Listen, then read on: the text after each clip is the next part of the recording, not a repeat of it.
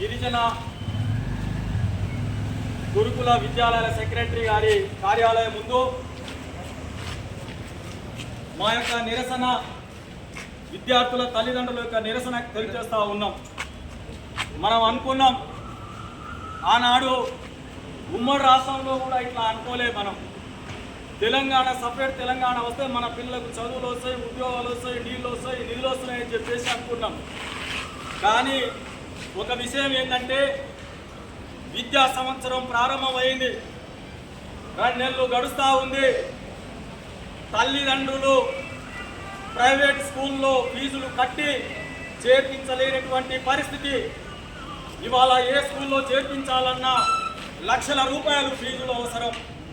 అటువంటి పరిస్థితుల్లో మంచి ఉద్దేశంతో తీసుకొచ్చినటువంటి గురుకులాల్లో మన పిల్లలకు చదువు వస్తే నాణ్యమైనటువంటి విద్య దొరుకుతుంది, మన పిల్లలు విద్యావంతులై కుటుంబాన్ని పోషించుకుంటారని చెప్పేసి కలలుగానే ఇదైతే ఇవాళ బయటపడ్డది ఏంది? పైరవికారులు ఉండవచ్చు.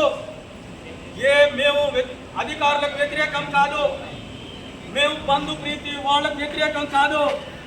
కానీ ఇవాళ జరిగినటువంటి గిరిజన గురుకులాల్లో ఒక ఉన్నతమైనటువంటి గిరిజన అధికారి మీకు ఆదేశాలు ఇస్తారా? గతంలో ఎస్సీకి ఎస్టీకి ఒకే సెక్రటరీ ఉండేటువంటి వాళ్ళు, అడిషనల్ సెక్రటరీ, డిప్యూటీ సెక్రటరీగా ఈ వ్యవస్థను నడిపించేటువంటి వాళ్ళం. ఇవాళ మంచి అధికారి వచ్చారు మనకు. గిరిజన గురుకులానికి కూడా సపరేట్ ఐఏఎస్ అధికారి వచ్చారు, సోషల్ వెల్ఫేర్ కూడా సపరేట్ అధికారి అయ్యారు. మీకున్నటువంటి నిబంధన వాళ్ళు ఏం చెప్తా ఉంది? మీకున్నటువంటి పవర్ ఏందో మీరు చెప్పి పిల్లలకు సీట్లు ఇవ్వాలి. కానీ ఇవాళ ఇంద్రభవనంలో కూర్చొని గిరిజన ప్రిన్సిపల్ సెక్రటరీ, మేమందరం కూడా ఇక్కడ ఉన్నటువంటి గిరిజనులమే, అయినా కానీ ఒక గిరిజన అధికారి అని ఎందుకు అంటున్నామంటే ఎక్కడ తప్పు జరిగినా ప్రశ్నించేటువంటి తత్వం మాలో ఉంది, ఉద్యమించేటువంటి తత్వం మాలో ఉంది. ఇవాళ అధికారి ఒక పేపర్ రాసి ఇక్కడ ఉన్నటువంటి సెక్రటరీ గారి ఐఏఎస్ గారికి లెటర్ ఇచ్చి మౌలికంగా మీకు ఆదేశాలు ఇచ్చి ఆయన ప్రాంతానికి ఒకే ప్రాంతానికి సీట్లు ఇచ్చుకుంటే ఇవాళ ఇక్కడ ఉన్నటువంటి వాళ్ళు కూడా ఒక ప్రాంతానికి వచ్చినటువంటి వాళ్ళు అట్లా అడుగుతా ఉన్నారా? అది జరిగినటువంటి చర్య మంచిది కాదు. మీకు ఏం పవర్స్ ఉన్నాయి? మేము ఇక్కడ కూర్చున్నటువంటి వాళ్ళం ఏదైతే గిరిజన సంఘాల ప్రతినిధులుగా మీకు ఇచ్చాం లెటరు. ఇక్కడ నుంచి లిస్ట్ వెళ్ళాలి, స్కూళ్ళకు పిల్లలకు ఫోన్లు పోవాలి, అడ్మిషన్లు ఇవ్వాలి. కానీ సెక్రటరియట్ నుంచి ఆదేశాలు వస్తే ఒక్కరొక్కరికి 5-5 సీట్లు వాళ్ళ ప్రాంతాల్లో వాళ్ళ మండలాల్లో 100 కొద్ది సీట్లు ఇస్తారా? అక్కడ సీట్లు తీసుకున్నటువంటి వాళ్ళు మా గిరిజన బిడ్డలే, మేము కాదంటలేము.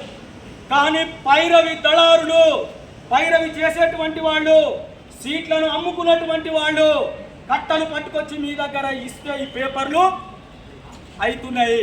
అది మాకు ఉన్నటువంటి అనుమానం కాదు, నిజమే అయ్యింది. వాళ్ళ లిస్టు కూడా ఇగో మీకు చూపెడతా ఉన్నాం.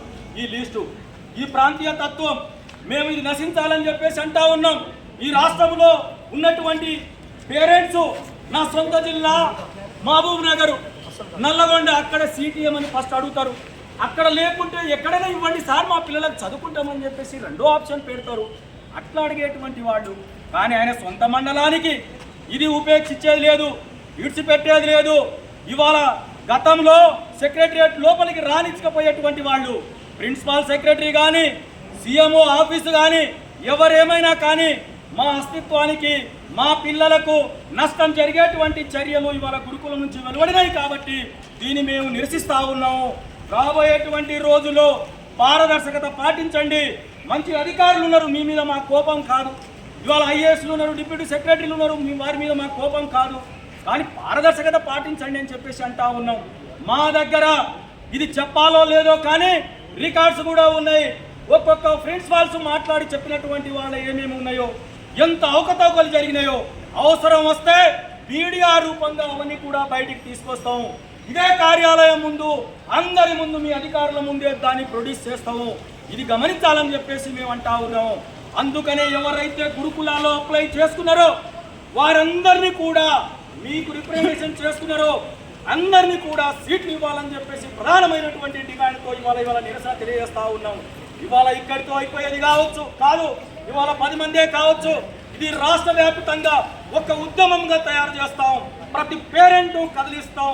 మేము అక్కడ కార్యాలయాలు, స్కూళ్ళను స్తంభింపజేస్తాం.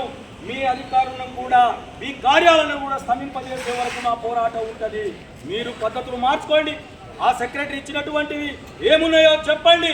మేము వ్యక్తుల పేరు చెప్పట్లేదు, కానీ అది పొరపాటు కాబట్టి ఆ పద్ధతులు మార్చుకొని ప్రతి ఒక్కరికి కూడా ఇవాళ సీట్లు ఉన్నాయి. పెంచినటువంటి సీట్లు మీరు కొన్ని నిర్ణయాలు తీసుకున్నారు. ఆ నిర్ణయం ప్రకారం ప్రొసీజర్ ఫాలో అవ్వండి. ఇవాళ మేము ఎందుకు అడుగుతా ఉన్నాం, ఇవాళ బిఎస్ విధానం కొనసాగుతూ ఉంది. బెస్ట్ అవైలబుల్ స్కీమ్ కింద ఇవాళ 6000 సీట్లు ఈ గిరిజన సంక్షేమ శాఖలో నడుస్తూ ఉన్నాయి. ఈ ప్రభుత్వానికి ఒకటి మీ ద్వారా కోరుతా ఉన్నాం, 2000 సీట్లు పెంచండి. ఇవాళ గురుకులాల్లో ఇంత డిమాండ్ ఉంది, అదనంగా ఒక 2000 సీట్లు ఇస్తే పిల్లలు అక్కడ చదువుకుంటారని చెప్పేసి ఇదే సెక్రటరీ గారికి గిరిజన సంక్షేమకి ఇస్తే 2 సంవత్సరాల నుంచి ఫైనాన్స్లో అది మగ్గుతా ఉంది. మరి ఎవరి కోసం ఇదంతా?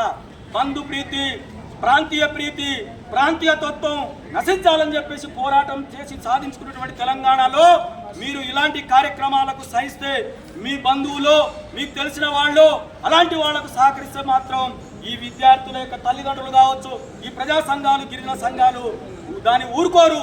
చూస్తూ ఊరుకునే ప్రసక్తే లేదని చెప్పేసి ఇవాళ మీ అందరి ముఖంగా తెలియజేస్తా ఉన్నాం. కాబట్టి ఇవాళ ఈ నిరసనను తెలియజేసి రాబోయేటువంటి కార్యాచరణ కూడా సరైనటువంటి రాకుంటే మా యొక్క కార్యాచరణ పత్రికాముఖంగా ప్రకటించి నడుస్తామని చెప్పేసి తెలియజేసుకుంటూ సెలవు తీసుకుంటా ఉన్నాం. నమస్కారం. Thank you.